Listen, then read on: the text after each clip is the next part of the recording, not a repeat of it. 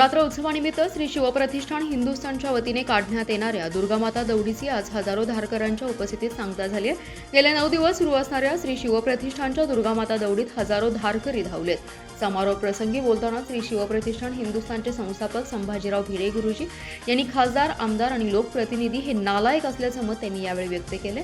दौडीच्या सांगता समारंभात आमदार सुधीर गाडगीळ यांच्यासह शहरातील मान्यवरांची उपस्थिती होती. दरम्यान यावेळी गडकोट मोहीम ही वड बुद्रुक ते रायगड अशी काढण्यात येणार असल्याची घोषणा संभाजी भिडे यांनी यावेळी केली आहे. नवरात्रीच्या काळात दररोज पहाटे श्री शिवप्रतिष्ठानची दौड निघते. या दौडीला 36 वर्षांहून अधिक काळाचा इतिहास आहे. यंदाच्या वर्षीही 26 सप्टेंबरपासून सांगलीसह संपूर्ण राज्यात श्री दुर्गामाता दौड सुरू होते. जय भवानी जय शिवाजीच्या जोरदार जय घोषाने धारकऱ्यांनी परिसर दणाणून सोडलाय. डोक्याला फेटा अथवा गांधी टोपी घालून दौडीत शिवभक्त सहभागी झाले होते. दौडीमध्ये महिलांचा सहभाग ही लक्षणीय होता. देशप्रेमाच्या घोषणा देण्यात येत होत्या. आमदार सुधीर गाडगीळ यांच्या हस्ते ध्वजारोहण आणि ध्वजपूजन करण्यात आलं. त्यानंतर मारुती चौकातून दौडीला प्रारंभ झाला. राजवाडा चौक, वखारबाग, कॉलेज कॉर्नर मार्गे निघालेली दौड दुर्गामाता मंदिराजवळ पोहोचली. त्या ठिकाणी प्रेरणा मंत्र आणि ध्येयमंत्र झाल्यानंतर दौड Meera housing society, Sambhaji colony, timber area, college corner, Amrai, Wakhar भागामधून निघालेली दौड शिवतीर्थाजवळ विसर्जित झाली. मुंबई येथील दसरा मेळाव्यासाठी जात असताना शिवसेना पदाधिकाऱ्यांवर काळाने घाला घातलाय. रत्नागिरी नागपूर महामार्गावर 4 चाकी वाहनाला पाठीमागून भरधाव वेगाने आलेल्या दूध वाहतूक करणाऱ्या टँकरने जोरदार धडक दिल्याने झालेल्या अपघातात एक जण जागीच ठार झालाय तर 2 जण गंभीर जखमी झालेत. हा अपघात मंगळवारी पहाटे रत्नागिरी नागपूर राष्ट्रीय महामार्गावर कवटेमंका तालुक्यातील शिरढोण गावच्या हद्दीतील उड्डाण पुलावर झालाय. या अपघातात विवेक सुरेश तेली हे जागीच ठार झालेत तर शिववाहतूक सेनेचे जिल्हाध्यक्ष संदीप सुभाष शिंत्रे, प्रसाद मार्तंड सूर्यवंशी हे दोघे जण गंभीर जखमी झालेत. सुभाष लिंगाप्पा खुनुरे आणि चालक महेश शिवाजी सूर्यवंशी हे किरकोळ जखमी झालेत. जखमींना मिरज येथील शासकीय रुग्णालयात दाखल करण्यात आले. मुंबई येथील मेळाव्यासाठी हिंगणगाव आणि कवटेमंका येथील शिवसेनेचे पदाधिकारी व शिवसैनिक तवेरा गाडीने चालले होते. शिरढोण येथील जयसिंगराव मल्हारी कर्वे हायस्कूलच्या समोर राष्ट्रीय महामार्गावरील उड्डाण पुलावर पंढरपूरहून मिरजेकडे जात असलेल्या दूध वाहतूक करणाऱ्या टँकरने पाठीमागून जोराने धडक दिली. तवेरा गाडी सुमारे 20-25 फूट फरफटत जाऊन उड्डाण पुलाच्या कठड्यावर आदळली. या अपघातातील 5 जखमींना पहाटे 5 वाजता कवटेमंका येथील उपजिल्हा रुग्णालयात उपचारासाठी दाखल केलं होतं. प्राथमिक उपचार केल्यानंतर सर्व जखमींना मिरज येथील शासकीय रुग्णालयात दाखल करण्यात आले. उपचार सुरू होण्यापूर्वीच विवेक तेली यांचा मृत्यू झाला. विजयादशमी म्हणजेच आनंदोत्सव. दसऱ्याला होणारी कोकणातील दशावतारी म्हैसूरच्या ऐतिहासिक मिरवणूक जशी प्रसिद्ध आहे तशी सांगली जिल्ह्यातील विटा शहरात होणारा पालखी शर्यत सोहळा आणि विजयादशमी यांचं नातं अटूट आहे. 150 वर्षांची मोठी परंपरा असणारा ऐतिहासिक पालखी शर्यत सोहळा मोठ्या उत्साहात संपन्न झालाय. या सोहळ्याचे साक्षीदार होण्यासाठी देशभरातून लाखो भाविक विट्यात उपस्थित होते. विट्याचा श्री रेवणसिद्ध देव आणि मूळस्थान येथील श्री रेवणसिद्ध देव या 2 देवांच्या पालख्यांमध्ये ही शर्यत झाली. विट्याच्या पालखीने निर्णायक क्षणी आघाडी घेत पालखी शर्यत जिंकली. प्रतिवर्षीप्रमाणे यंदाही अत्यंत चित्तथरारक, रोमहर्षक असा हा पालखी शर्यत सोहळा मोठ्या उत्साहात पार पडलाय. विट्याचा श्री रेवणसिद्ध देव आणि मूळस्थान येथील श्री रेवणसिद्ध देव या 2 देवांच्या पालख्यांमध्ये ही शर्यत झाली. विट्याच्या पालखीने निर्णायक क्षणी आघाडी घेत शर्यतीत बाजी मारली. यावेळी भाविकांनी केलेल्या श्री रेवणसिद्धाच्या नावानं चांगभलच्या गजराने सुवर्णनगरी दुमदुमून गेली. या पालखी शर्यत सोहळ्याचे साक्षीदार होण्यासाठी देशभरातून लाखो भाविक उपस्थित होते.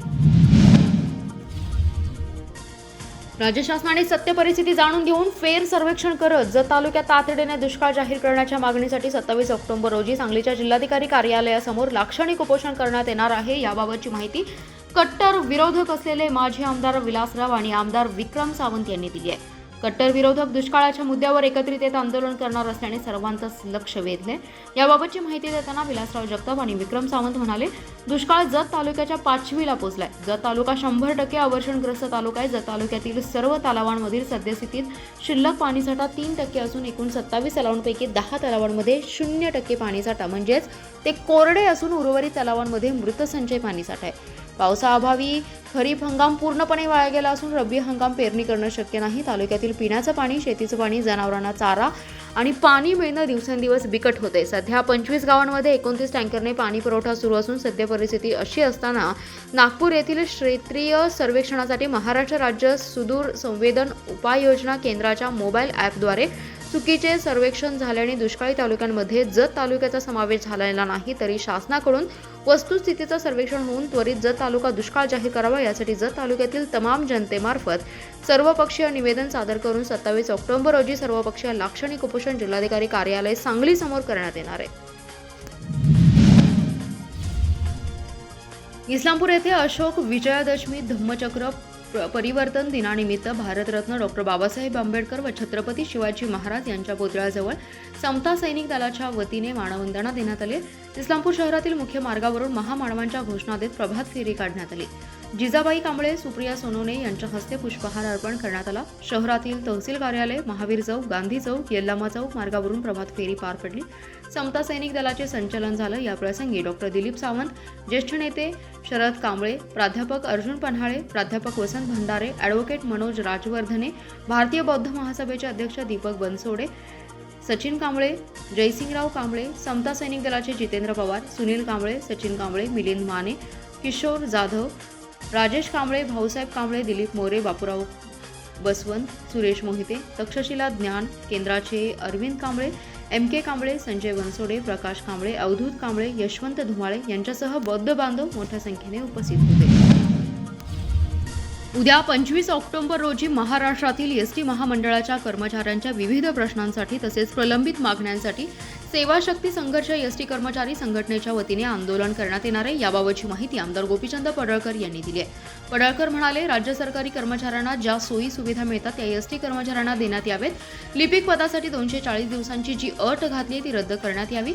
5140 इलेक्ट्रिक बस शासनाने घेण्याचे जाहीर केले. त्या बसेस खाजगी कंपनीकडून न घेता स्वतः सरकारने खरेदी कराव्यात.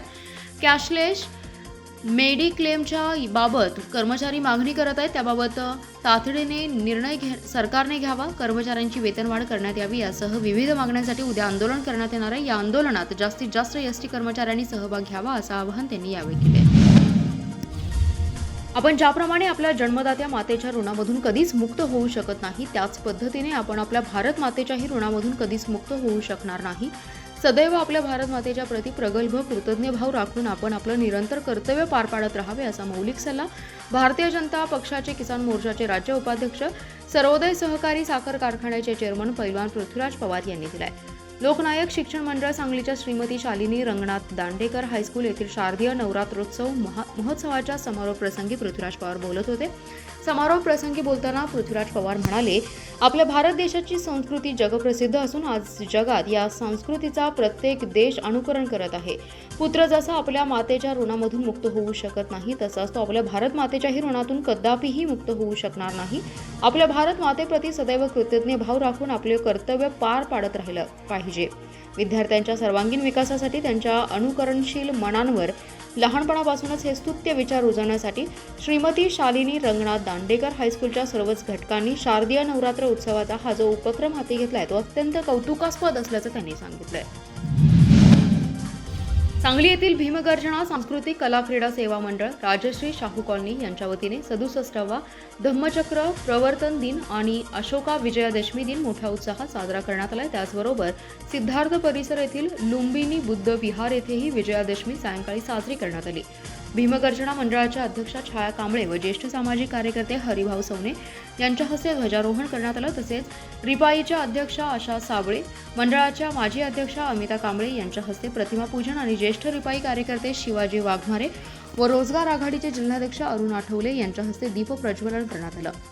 कार्यक्रमाचे आयोजन जयंती महोत्सव मंडळाचे उपाध्यक्ष प्रफुल्ल ठोकळे यांनी केलं. सिद्धार्थ परिसर येथे मंडळाचे सदस्य मिलिंद सावंत यांच्या हस्ते ध्वजारोहण करण्यात आलं. यावेळी मंडळाचे अध्यक्ष आनंद कांबळे यांच्यासह परिसरातील नागरिक मोठ्या संख्येने उपस्थित होते.